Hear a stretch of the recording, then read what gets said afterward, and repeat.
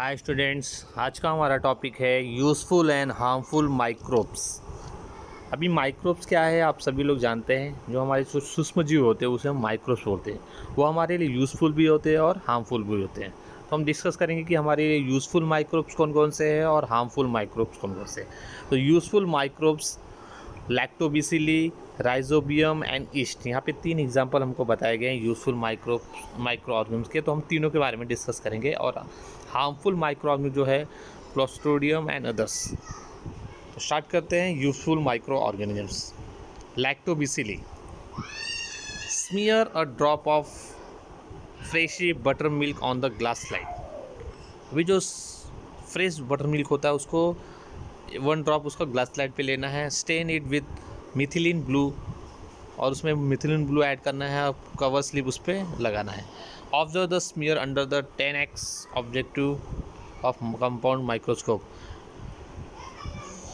उसको हम compound microscope में देखना है। Then with help of a more powerful 60 into objective, मतलब 60 गुना जो उसका इमेज होगा वो फॉर्म होगा, उसमें हम लोग को देखना है। Did you notice the blue rod shape organism moving around? क्या तुम्हें ब्लू कलर के रॉड शेप ऑर्गेनिज्म दिखाई दे रहे जो मूविंग कर रहे हैं? They are lactobacilli. उसको ही क्या बोलते हैं हम लोग? लैक्टोबिसिली। और काइंड ऑफ बैक्टीरिया, ये एक तरह का एक बैक्टीरिया है। दे आर माइन्यूट, बहुत ही स्मॉल होते हैं, रेक्टेंगुलर इन शेप। उनका जो शेप होता है रेक्टेंगुलर शेप होता है। लैक्टोबिसिली आर एनारोबिक बैक्टीरिया है। लैक्टोबिसिली जो एक एनारोबिक बैक्टीरिया है। They can produce energy without use of oxygen. ये एनर्जी प्रोड्यूस कर सकता है without use of oxygen. Oxygen के बिना वो एनर्जी प्रोड्यूस कर सकता है।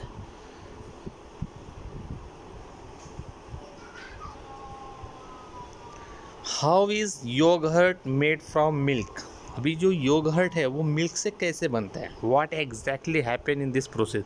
इस प्रोसेस में क्या होता है? अभी आपने दूध से दही बनने का जो प्रोसेस है वो किस तरह से होता है वो हम लोग यहाँ पे देखेंगे। The lactobacilli convert lactose the sugar in the milk into lactic acid. में जो लैक्टोबिसिली बैक्टीरिया होते हैं वो जो शुगर में, जो हमारे मिल्क में जो शुगर होता है उसको किस में कन्वर्ट करते हैं? लैक्टिक एसिड में। This process is called as a fermentation. इस प्रोसेस को हम लोग क्या बोलते हैं? Fermentation process. As a result the pH of milk decreases, जिसकी वजह से क्या होता है? मिल्क का जो पीएच है वो डिक्रीज हो जाता है, and causing coagulation of milk proteins. These milk proteins are separated from other constituents of milk, जिसकी वजह से क्या होता है? मिल्क प्रोटीन्स जो होते हैं वो सेपरेट हो जाते हैं। This is what happen when milk change into yogurt. अब इसी में क्या होता है? मिल्क जो होता है वो योगर्ट में कन्वर्ट होता है।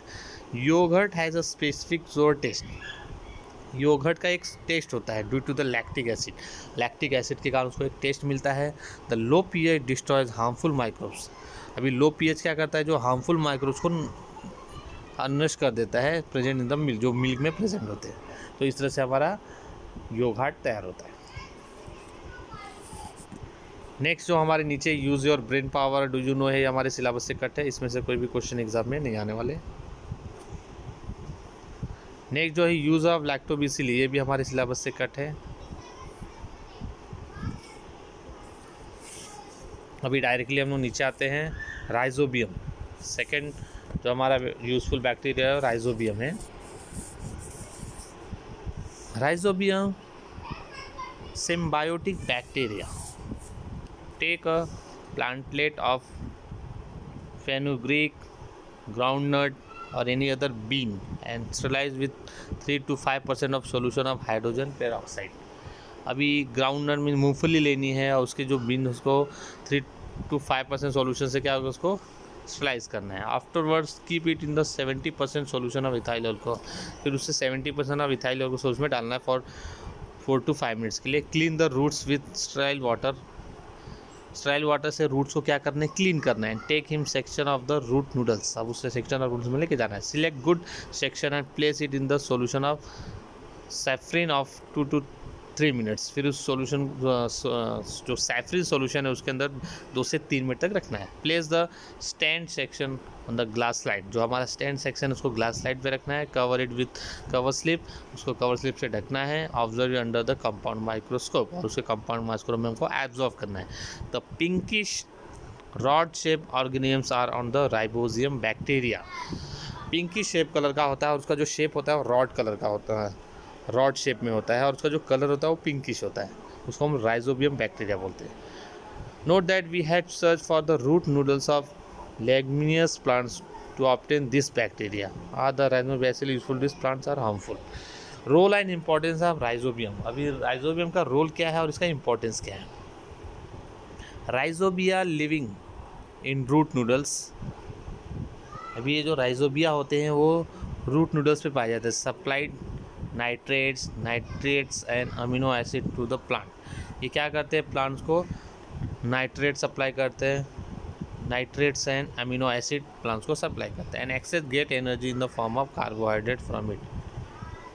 एंड एक्सचेंज द और कार्बोहाइड्रेट से क्रिएट करते हैं। Such naturally beneficial relationship is called as a symbiosis. इस रिलेशनशिप को हम क्या बोलते हैं, symbiosis. Rhizobia produce nitrogenous compounds from atmospheric nitrogen. अब ये जो राइजोबिया होते हैं वो नाइट्रोजस कंपाउंड प्रोड्यूस करते हैं एटमॉस्फेरिक नाइट्रोजन से। However for this process of nitrogen fixation they need leguminous plants. अब इस नाइट्रोजन फिक्सेशन प्रोसेस के लिए उनको क्या चाहिए, लुमिनस प्लांट चाहिए, like beans, sweet pea, soybean etcetera as host. Beans and pulses are rise in proteins due to the nitrogenous compound made available for rhizobia. After harvesting a leguminous crop, the leftover roots, other plants part are deliberately dumped in the farm soil to maintain the bacteria pollution. The use of rhizobium has helped to reduce the use of chemical fertilizers. अभी Rhizobium का use करने से क्या होता है, जो हम लोग केमिकल फर्टिलाइजर यूज़ करते हैं उसको रिड्यूस किया जाता है। Their effect it has also help to reduce expenses on the fertilizers. अभी हम लोग जो फर्टिलाइजर्स पे जो खर्चे करते हैं उसको कम करता है। And this works to benefit of farmers, जिसके लिए फार्मर्स के लिए क्या होता है, ये बेनिफिट होता है। अब इसका जो नेक्स्ट पार्ट है, एक्टिविटी पार्ट है जो ईस्ट का, वो हमारे सिलेबस से कट है।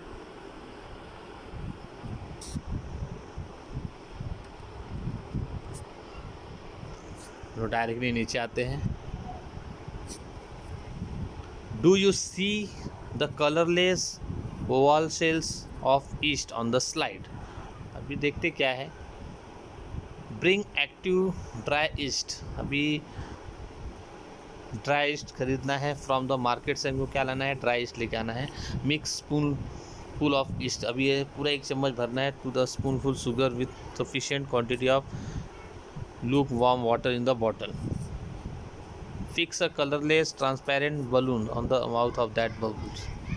What changes do you observe in 10 minutes? 10 minutes हमको क्या ऑब्जर्व दिखता है, mix lime water with the gas accumulated in the balloons. Collect the lime water in beaker and observe it. What do you notice? Take a drop of solution from the bottle on the glass slide. Put a cover slip over it and observe it under the compound microscope. अभी क्या करना है, उस solution का कुछ drops लेने हैं, उसको ग्लास स्लाइड पे रखना है और उसके ऊपर कवर स्लिप लगा उसको कंपाउंड माइक्रोस्कोप में देखना है। Do you see the colourless Oval shells of east on the slide. हमको उसमें कलरलेस का कोई कलर नहीं होता, ओवल शेल होते हैं ईस्ट, हमको स्लाइड में दिखते हैं। Some of this cells may have small round bodies attach to them. This are new daughter cells of yeast in the process of formation. This method of asexual reproduction is called as a budding. अभी इस asexual reproduction को हम लोग budding बोलते हैं। Yeast is heterotrophic fungal microbe that grow on carbon compound. Yeast क्या होता है, कार्बन कंपाउंड पे ग्रो करता है। Yeast is unicellular fungus with 1500 different species in existence. तो इस cell is eukaryotic type of cell. अभी ईस्ट जो सेल है वो एक यूकैरियोटिक टाइप ऑफ सेल है। In the above experiment, yeast grow and multiplies very quickly due to the carbon compound in the sugar solution. अभी sugar solution में जो carbon compound होता है जिसके वजह से क्या होता है, yeast बहुत तेज़ी से ग्रो करता है। In the process of obtaining nutrients, each cell convert the carbohydrate in that solution into alcohol and carbon dioxide. This process are called as the fermentation. अभी जो ईस्ट सॉल्यूशन होते हैं वो कन्वर्ट किस में होता है, अल्कोहल और कार्बन डाइऑक्साइड में। इस प्रोसेस को हम लोग क्या बोलते हैं, fermentation. How is bread made. ये ब्रेड कैसे तैयार होता है, फाइंड आउट हाउ द। अभी ये आपको तैयार खुद से डिस्कस करना है कि ये ब्रेड हम लोग कैसे तैयार करते हैं। नेक्स्ट आते हैं हम लोग एंटीबॉडीज़। अभी एंटीबायोटिक्स क्या होते हैं? Carbon compounds obtain from some bacteria and fungi for destroying or preventing the growth of harmful microbes are called as antibiotics। अभी जो कार्बन कंपाउंड्स होते हैं हमको बैक्टीरिया और फंगस से हमको ऑब्टेन होते हैं। अब ये किस लिए यूज़ होते हैं? Destroying the growth of harmful microbe. अभी जो हमारे हार्मफुल माइक्रोब को ग्रोथ होने से डिस्ट्रॉय करने के लिए यूज़ होता है। Antibiotics the discovery of 20th century. अभी ये एंटीबायोटिक कब डिस्कवर हुआ? 20th सेंचुरी में। How brought about a revolution in the field of medicine. Even a disease like tuberculosis has been almost completely eradicated from some countries। अभी कुछ देशों में क्या हो गया, ये जो ट्यूबरक्लोसिस है, टीबी रोग पूरी तरह से ख़त्म हो चुका है। Antibiotics mainly act against bacteria. अभी एंटीबायोटिक जो होता है बैक्टीरिया के विरुद्ध कार्य करता है। Some antibiotics can destroy protozoa.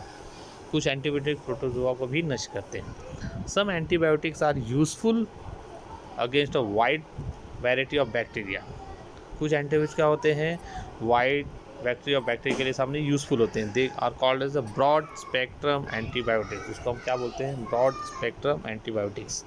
Example are ampicillin, amoxicillin, tetracycline etcetera. When the pathogen can not be identified even through the symptoms diseases are visible, broad spectrum use. अभी जो पैथोजेंस होते हैं अगर वो आइडेंटिफाई नहीं होते और सिम्टम्स और डिसीज है और विजिबल, तो वहाँ पे हम ब्रॉड स्पेक्ट्रम एंटीबायोटिक्स यूज़ करते हैं। When ever a pathogenic microorganism definitely known the narrow spectrum antibiotic use. अगर हमको पैथोजेनिक माइक्रो डेफिनेटली मालूम है क्या है, तो हम वहाँ पे नैरो स्पेक्ट्रम एंटीबायोटिक यूज़ करते हैं। Example are penicillin, gentamicin, erythromycin etcetera. अब ये पेंसिलिन क्या है हम लोग डिस्कस करते हैं। Penicillin is a group of antibiotics obtain from fungus. Penicillin क्या है? एंटीबायोटिक का ग्रुप है जो फंगस से, penicillium, and it is used for controlling the infections causes by bacteria like streptococci, clostridia, streptococcus etcetera. इन bacteria से जो infection हो उनको कंट्रोल करता है। Medicines containing penicillin are useful to treat certain bacterial infections of the ear, nose, throat and skin as well as diseases like pneumonia and scarlet fever। इन सब चीज़ों में ये पेंसिलिन यूज़ होता है।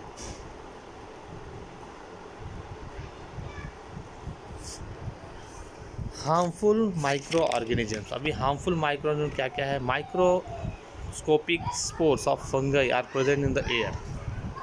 If there is sufficient moisture, spores germination of cotton, fabric, gunny bags, leather, wooden items etc। अभी आप देखा होगा जब भी नमी होती है हवा में, तो जो चमड़े के बैग्स होते हैं या चमड़े के लकड़ियाँ होती हैं उनमें क्या होती है? फफूंदी लग जाती है। The fungal hyphae penetrates deep into the material by obtaining nutrition. अभी ये फंगस जो होते हैं उस मटेरियल में अंदर तक जाते हैं और वहाँ से वो अपना न्यूट्रिशन प्राप्त करते हैं। And reproduce this causes the material to wear and become weak. जिसके से क्या होता है? वो मटेरियल वीक हो जाते हैं। As a result gunny bags, leather items like shoes, purses, belt et cetera on which fungi have growth do not last long. Wooden item also get spoil. जिसकी वजह से लकड़ी की चीज़ें भी क्या हो जाती है? धीरे धीरे ख़राब होने लगती है। Sometimes you notice a black powder और white diseases floating on the pickle of murabba. भी आपने देखा होगा कि जो अचार होते हैं उसके ऊपर कभी वाइट सफ़ेद आपको दिखाई देता होगा जब हम बहुत दिनों के बाद उस जार को खोलते हैं। अब वो एग्जैक्टली होता क्या है? Why are such foods item not good to eat. अभी ये सब चीज़ें खाने के लिए अच्छी क्यों नहीं होती? Various species of fungi growth on the food item like pickles, murabba, jam, sauce, chutney etcetera. They use the nutrition in this food item for growth and reproduction. अब ये क्या करते हैं? उन चीज़ों में से अपना न्यूट्रिशन प्राप्त करते हैं और ग्रोथ करते हैं। During this activity fungi release mycotoxins, certain poisonous chemical. जिसमें क्या होता है? फंगी क्या करता है? कुछ टॉक्सिन और कुछ पॉइजनस केमिकल छोड़ते हैं इनटू द फूड एंड दस फूड बिकम पॉइजन। जिसकी वजह से फूड क्या हो जाता है? पॉइजनस हो जाता है। Hence the food on which fungi have growth cannot be eaten। और जिसके वजह से जिस फूड पे वो फंगी है उसको हम खाना नहीं चाहिए। Clostridium sometimes causes of food poison occur during community fest. How does the food become poisonous to all of sudden. अभी आपने फूड पॉइजन के बारे में सुना होगा। The bacteria which spoil cook food are clostridium. अभी ये जो बैक्टीरिया जो होता है फूड को ख़राब करता है उसको क्लस्ट्रोडियम बोलते हैं। Out of about 100 different species of this bacterium, some are free living in the soil whereas some live in the alimentary canal of human and other animals। अब इसके 100 डिफरेंट स्पेसीज है इस बैक्टीरिया के, वो लिविंग सॉइल ज़मीन पे भी है और कुछ alimentary canal of human and other animals के एलिमेंट्री कैनल में भी होते हैं। दिस बैक्टीरिया रॉड शेप, उनका जो शेप होता है वो रॉड शेप होता है and produce bottle shape endospores in the adverse condition। One special characteristic of this bacteria is that they can withstand the normal oxygen level to air because they grow in antibiotic condition। अभी ये क्या होता है, air में नहीं रह सकते ज़्यादा time. Other harmful microorganism, other kind of microorganisms like bacteria, virus, protozoa and fungi are also responsible for different diseases that of human being। अभी माइक्रोऑर्गेनिज्म के जैसे कि बैक्टीरिया है, वायरस है, प्रोटोजोआ है, फंगी, ये भी हमारे लिए डिफरेंट डिसीजेस पैदा करते हैं। You have learned about viruses which are smaller than bacteria and grow and produce only in living cells। Let us see the harmful। अब यहाँ पे हमको कुछ हार्मफुल प्रोडक्ट के बारे में बताया गया है।